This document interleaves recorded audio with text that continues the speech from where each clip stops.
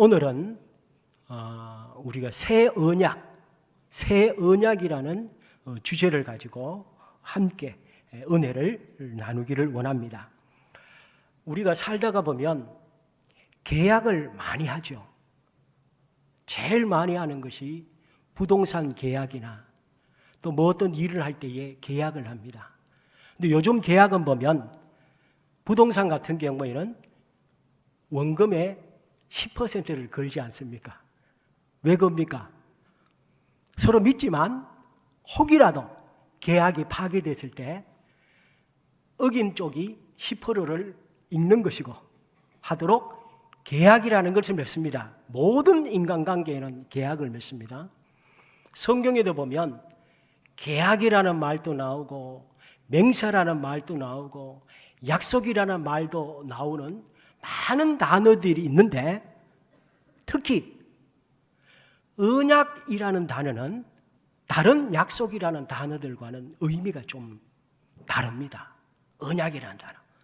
영어로는 카버넌트라는 단어를 쓰고 원어상으로는 베리트라는 단어를 써요. 히브리어 베리트라는 단어를 쓰는데 이 언약이라고 하는 것.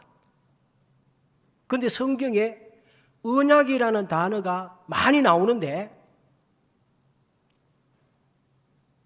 예레미야서에 처음으로 새 언약이라는 말이 처음 나와요. 외우기도 좋죠? 예레미야 31장 31절. 오늘 본문 시작하는 31절에 새 언약이라는 말이 성경에 처음 나옵니다. 여기 보니까 여호와의 말씀이니라 보라 날이 이르리니 내가 이스라엘 집과 유다 집에 새 언약을 맺겠다. 그리고 새 언약이 언제 나오는가 하면 예수님께서 십자가에 달리시기 전날 밤에 성만찬을 하시지 않습니까? 그때에 제자들에게 떡을 돌리십니다. 이 떡은 내 살이다. 살을 상징한다 말씀하시고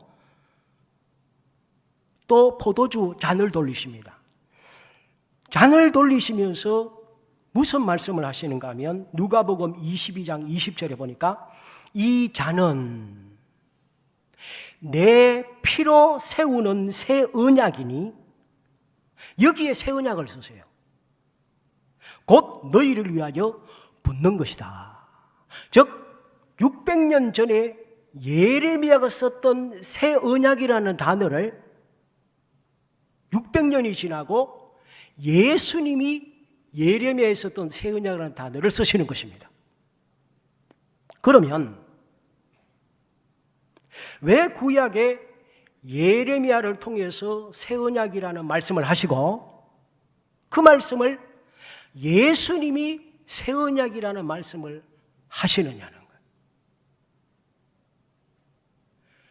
그리고 지금 예레미야에게 언약하신다는 이 시대는 나라가 쫄딱 망한 때입니다. 우리 보십시다. 우리가 또 사회생활 하지 않습니까? 이 사회는 믿든지 안 믿든지 계약은 서로 계약을 지킬 만할 때에 서로 약속하고 계약하는 것이지 한쪽이 돈을 갚을 능력도 없고 물건을 서로 주고받을 그런 상태가 안 되면 아무도 계약하지 않습니다. 이 세상은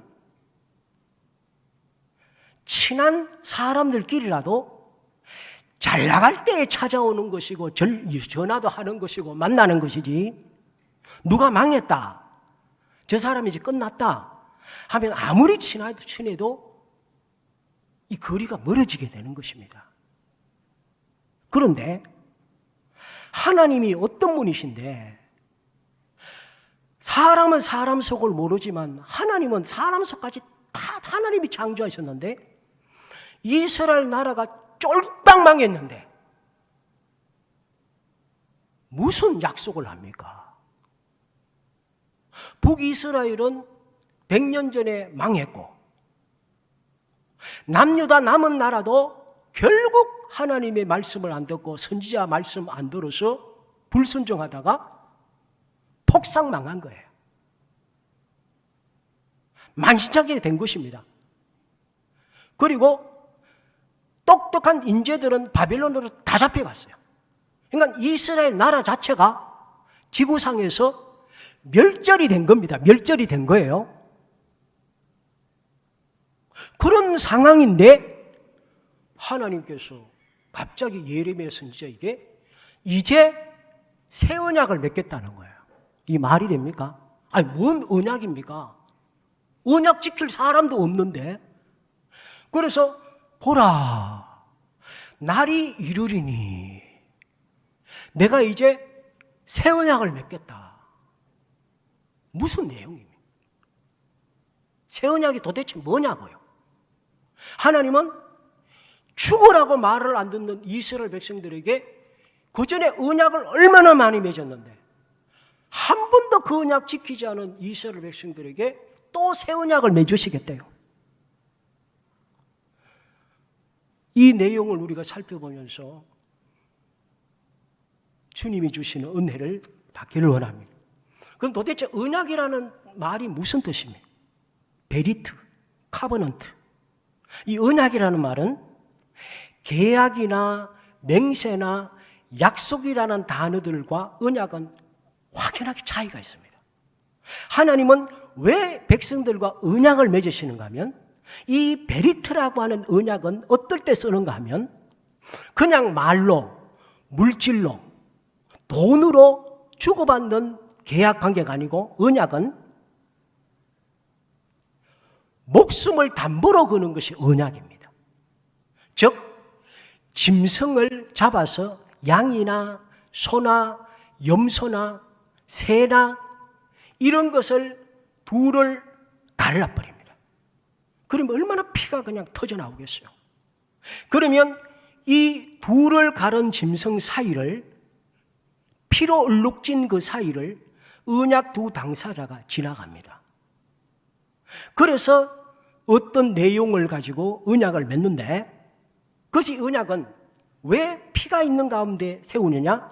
만약에 언약을 어기는 쪽이 목숨을 내놓는다는 의미입니다. 그러니까 사실은 이게 보통 약속이 아닌 것입니다. 언약은. 왜 하나님께서 에덴 동산에서 아담이 선악과 하나 따먹었습니다. 우리가 생각할 때는 아니 그 선악과 하나 따먹었는데 그렇게 에덴 동산을 쫓아내고 세상까지 저주하시고, 안 믿는 사람들은 그 얘기 들으면 하나님 뭐 그런 하나님이 있나? 그렇게 말할 수 있어요. 그러나 우리 하나님은 언약의 하나님이세요. 언약이라면 제가 말씀드렸죠. 목숨을 걸고 하는 것이라고. 그래서 아담이 에덴 동산에 쫓겨나고 인류가 죽게 되고 세상이 저주를 받게 된 것은 하나님과 아담 사이에 언약이 맺어진 것입니다. 그래서 언약 어긴 쪽이 죽는 거예요. 그래서 첫 번째 성경에 나오는 언약이, 최초의 언약이 아담 언약 아닙니까? 선악과를 매개처럼. 근데 창세기에는 하나님과 아담이 언약 맺었다는 말이 없는데 호세아서 6장에 보면 하나님과 아담 사이에 언약을 맺었던 것을 말씀하고 있어요. 6장 7절에 보니까 호세아서 그들은 아담처럼 언약을 어기고 나를 반역하였느니라.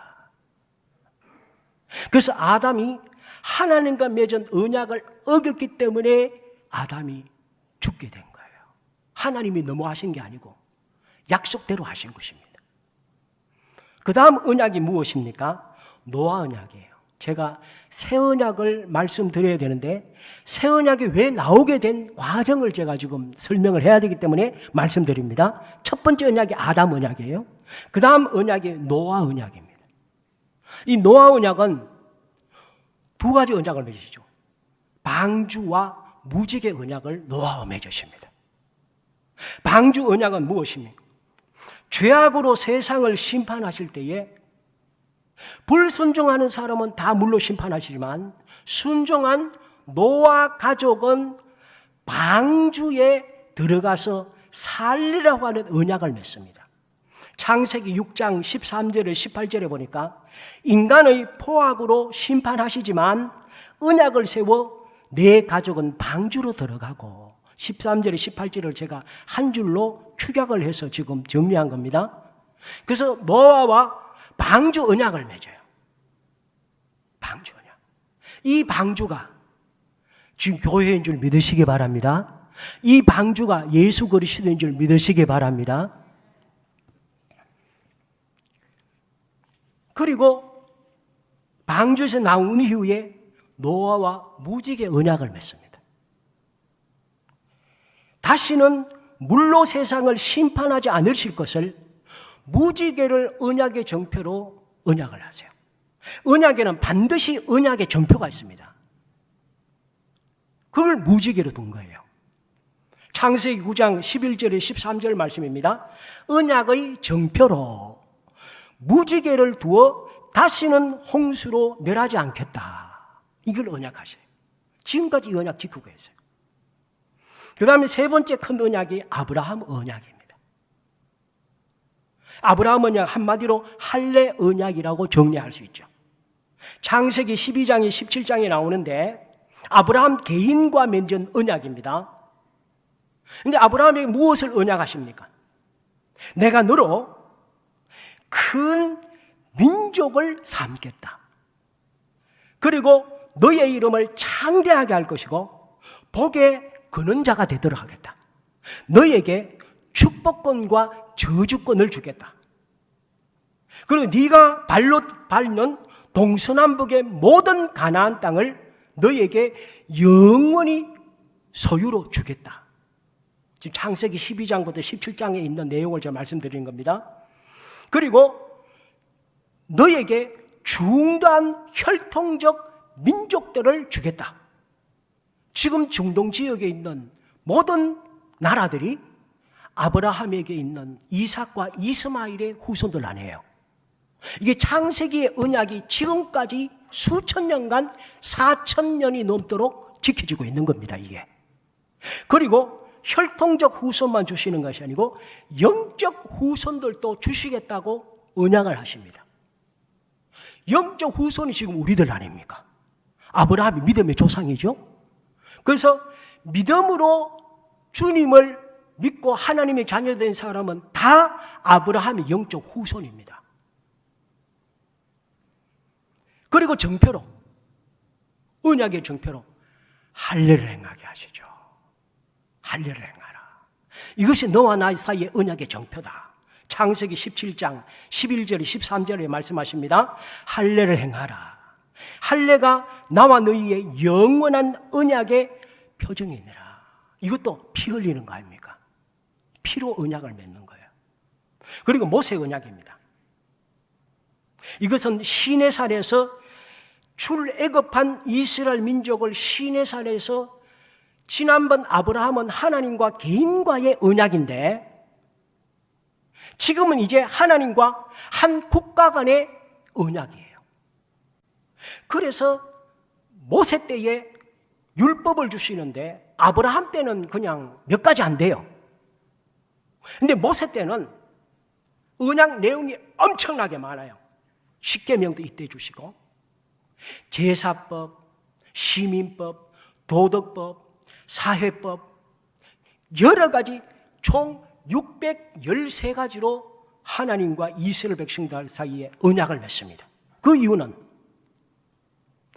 이스라엘이 이제는 수백만의 민족이 됐기 때문에 국가와 하나님과의 언약이기 때문에 언약의 내용이 법이 방대하게 된 거죠.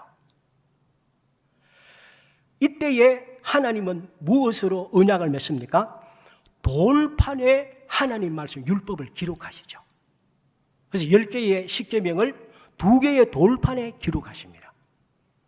그래서 돌판과 새겨진 언약을 맺는데 출애굽기 31장 18절에 보니까 여호와께서 직접 쓰신 돌로 된 정급판 2개를 모세에게 주셨으니 언약이에요. 5번째가 다윗 언약입니다. 사무엘하 7장에 나오는데 나단 선지자를 통해서 다윗에게 언약하십니다. 사울을 패하신 이후입니다. 다윗을 세우시면서는 말씀하십니다. 너는 사울처럼 패하지 않겠다. 그리고 내가 너의 나라를 영원하도록 할 것이고 내가 너의 왕위는 영원한 왕위를 주겠다. 언약하세요. 그리고 너의 이름을 영원하도록 하겠다.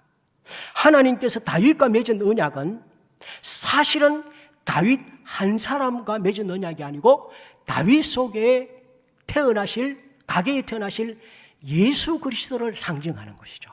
여기서 다윗은 예수 그리스도를 상징해요. 그래서 예수 그리스도가 오심으로 다윗과 맺으신 언약이 완성이 되고 성취가 되는 것입니다. 그리고 새 언약이에요. 하나님께서 예레미야에게 쫄딱망한 나라, 언약을 지킬 수도 없는 상태인 이스라엘 민족과 새 언약을 하나님께서 말씀하시는 이유가 무엇일까요? 이것은 바꾸고 말하면 더 이상은 너희들과 예전에 해왔던 언약은 하지 않겠다는 거예요. 나는 너희들이 얼마나 악하고 수많은 은혜를 베풀고 수많은 기회를 주었지만 내 약속을 철저하게 파괴한 것을 내가 너무 잘 안다. 그래서 이제는 더 이상 그런 약속하지 않겠다는 거예요. 그리고 이제는 진짜 언약을 하겠다. 내가 그동안 숨겨왔던 마지막 찬스, 마지막 카드, 그걸 하겠다는, 이게 새 언약이라는 카드예요. 예전의 언약은 무엇이었습니까? 우리가 하나님의 법을 지켜야 됐어요. 그렇죠? 안 지키면 뭐예요? 심판을 받는 거예요. 그래서 아담도 에덴성에 쫓겨났고 이스라엘도 수도 없이 멸망한 이유가 이전의 모든 언약은 어기는 당사자가 두드려 맞는 거예요. 하나님은 이걸 다 아셨어요. 그럼에도 계속 언약을 맺으신 이유는 철저하게 우리 인간의 부패성과 죄악과 우리 인간으로서는 스스로 구원받을 수 없다는 것을 하나님께서 정확하게 우리에게 알게 하실 때까지 기다렸었던 거예요. 요즘도 보면 어느 신학자나 어느 기독교 교단에서는 구원은 하나님의 은혜만이 아니고 인간의 공로가 있어야 된다라고 얘기하는 분들이 있는데 그거는 성경과는 전혀 다릅니다. 우리 인간의 어떤 노력으로도 우리 스스로 구원을 얻을 수가 없도록 되어 있어요. 그거를 철저하게 알려주는 것이 구약이에요. 인간은 안 된다는 거예요. 하나님과 어떤 은혜의 계약을 맺어도 우리 인간은 지킬 수가 없다는 것을 말씀하는 거예요. 그래서 우리 하나님께서 이스라엘 나라가 완전히 망해서 폭삭 어려움을 당했을 때에 주님께서 내놓는 카드가 새 언약이라는 카드예요. 무슨? 내가 이제는 구약에 내가 아담과 노아와 아브라함과 모세와 다윗과 수도 없이 언약을 맺었지만 너희들이 다 파괴했다. 내가 이제 다시는 그런 언약 하지 않겠다. 그리고 이제는 너희들을 상대로 언약을 하는 것이 아니고 나를 두고 언약하겠다. 이제는 너희들이 지킬 것을 나는 기대하지 않겠다. 그러면서 새 언약을 말씀하시면서 누구를 생명의 담보로 거시는가 하면 구약에는 짐승의 피를 담보로 했어요. 새 언약을 하시면서 하나님께서 이스라엘 백성들에게 이제는 마지막 라스트 카드로 내 아들을 걸겠다. 내 아들을 가르겠다. 내 아들의 피를 담보로 너희들과 언약하겠다. 이게 새 언약이에요. 그것을 예레미야로 통해서 인간이 살 길은 우리에게 있는 것이 아니고 하나님께 있다는 새 언약을 말씀하시고 600년 뒤에 예수님이 십자가에 달려 돌아가시 전날 밤에 잔을 나누시면서 예레미야에게 했던 그 새 언약이 바로 나다. 내가 십자가에 달려서 피를 흘려야 이제는 너희가 더 이상 심판도 받지 않고 죄 때문에 죽지 않고 더 이상 지옥 가지 않고 더 이상 세상에서 처참한 일을 당하지 않고 영생을 얻고 구원을 얻게 되기 때문에 이제는 나를 걸겠다. 예수님 입장에서는 나를 걸고 아버지 입장에서는 내 아들을 걸겠다. 이게 새 언약의 내용이에요. 그래서 예수님은 십자가를 지시기 전날 이 피는 너희를 위해 흘리는 나의 피요 새 언약이다 말씀하시는.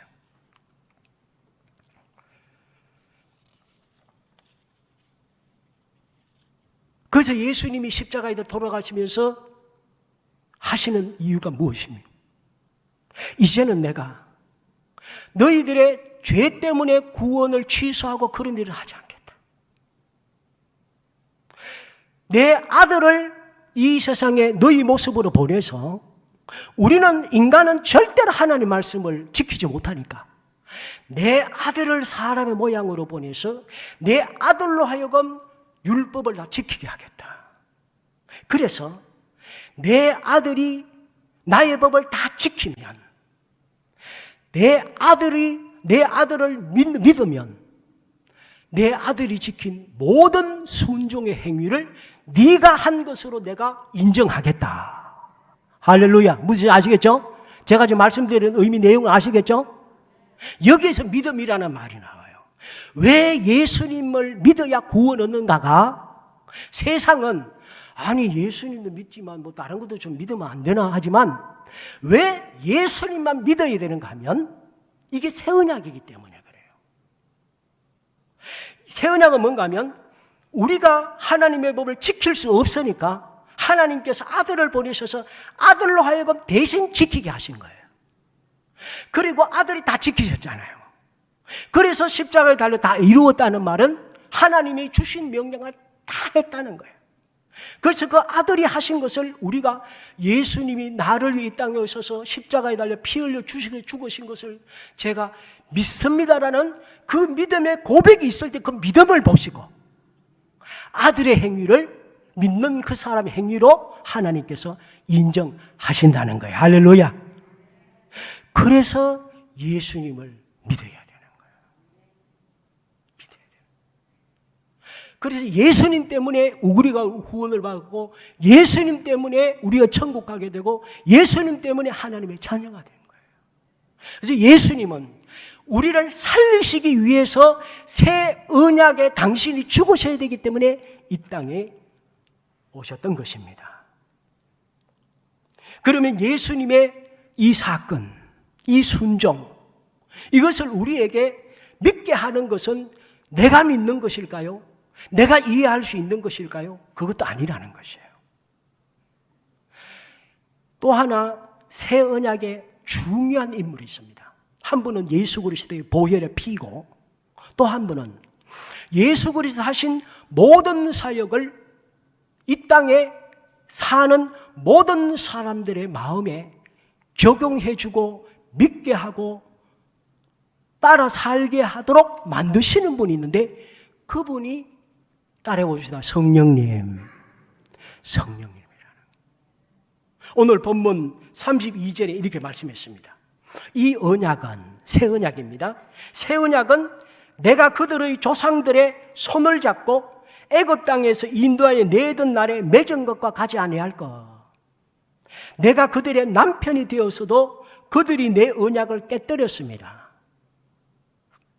그래서 33절에 보니까 그날 후에 내가 이스라엘 집과 맺을 언약은 이러하니 곧 내가 나의 법을 더 이상 돌판에 세우든지 사람이 눈에 보이는 곳에 새기고 그걸 듣고 읽고 지키는 것이 아니고 너희 마음판에 내 말씀을 새기겠다는 거야. 너희 마음판을. 즉 이 다른 말하면 훼손된 우리의 마음을 완전히 새 마음으로 판을 바꿔버리겠다는 거야.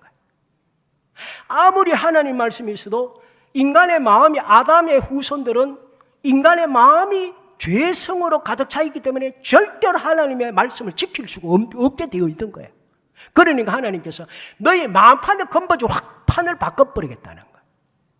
그게 33절 말씀이에요. 내가 나의 법을 너희의 마음 속에 두며 그들의 마음에 기록하여 나는 그들의 하나님이 되고 그들은 내 백성이 될 것이라. 그런데 하나님의 말씀이, 새 언약에 대한 말씀이 예레미야에게만 말씀하시면 여기 한 군데만 말씀하셨는데 이러면 또 의심할 수 있잖아요. 그래서 하나님께서 동시대에 지역이 다른 선지자에게도 여기와 유사한 말씀을 또 말씀하세요. 예레미야와 동시대에 사역한 하나님의 선지자가 또 한 사람인데 에스겔입니다.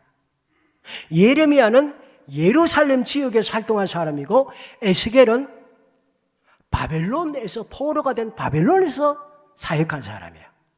그러니까 서로 요즘 같으면 전화로도 서로 짤 수가 있는데 이들 그럴 수도 없는 상황이에요. 그런데 예레미야에게 이 말씀하신 분이 에스겔서에도 똑같은 말씀을 하세요. 에스겔 36장 26절에서 27절 말씀입니다. 우리 같이 제가 잘 좀 정리를 해놨는데 같이 한번 읽어보겠습니다. 시작. 너희에게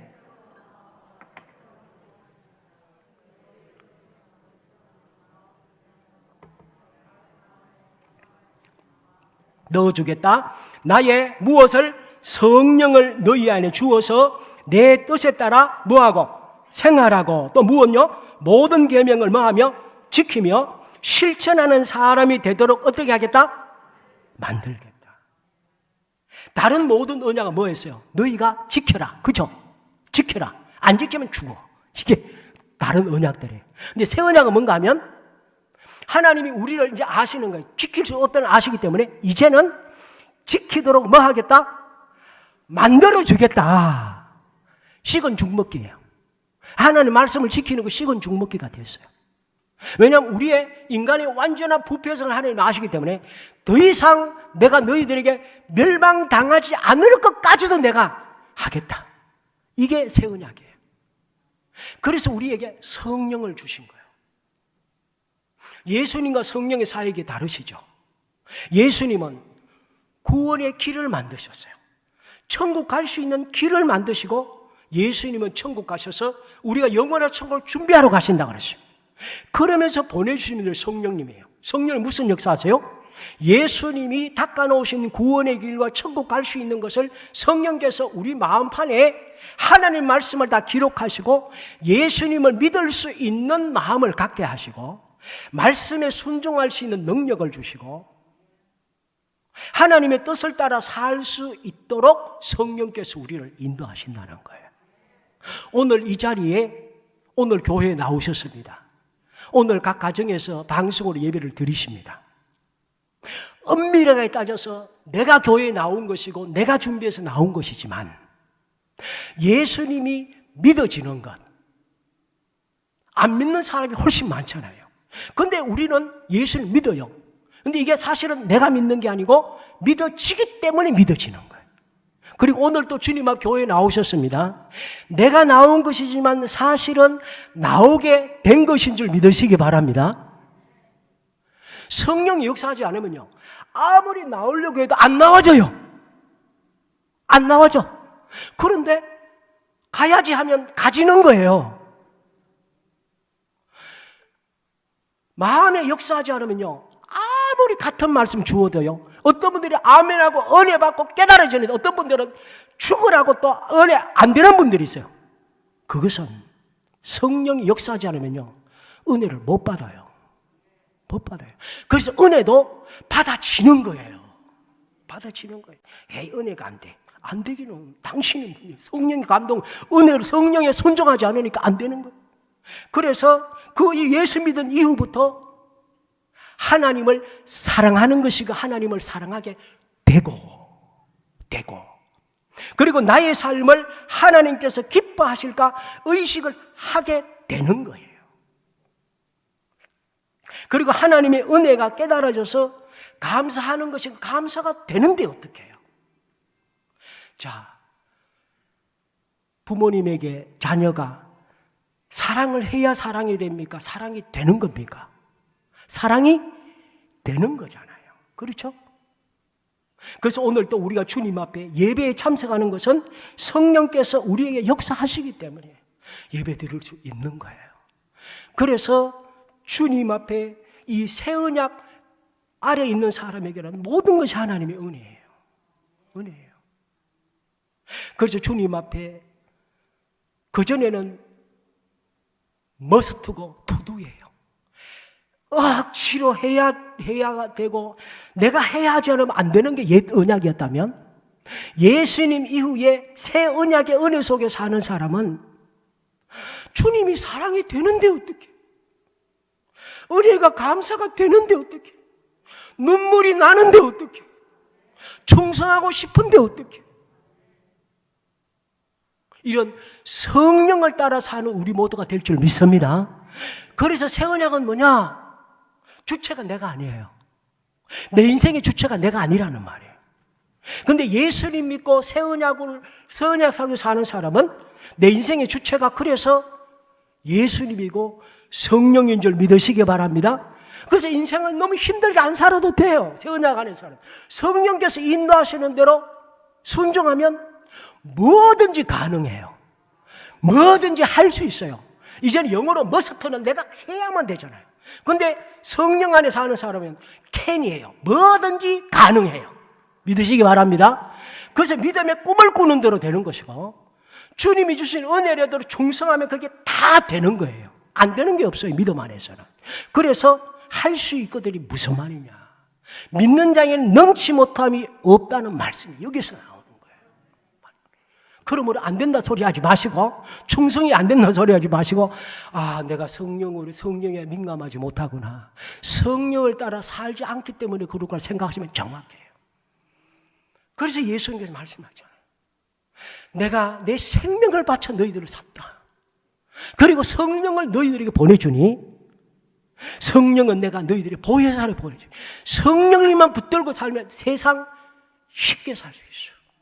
마귀를 이기고 능력 있는 놀라운 삶을 살 수 있어라고 말씀하는 거예요. 저는 저울부터 우리 제자의 모든 분들이 너무 힘든 인생 살지 말고 성령을 따라 힘있게 감사하게 기쁘게 주님 앞에 충성하시면서 그렇게 신앙생활을 사는 새 언약의 은혜를 만끽하면서 사는 우리 모든 분들이 되시기를 주의 이름으로 축원합니다. 같이 한번 주님 앞에 기도드리겠습니다.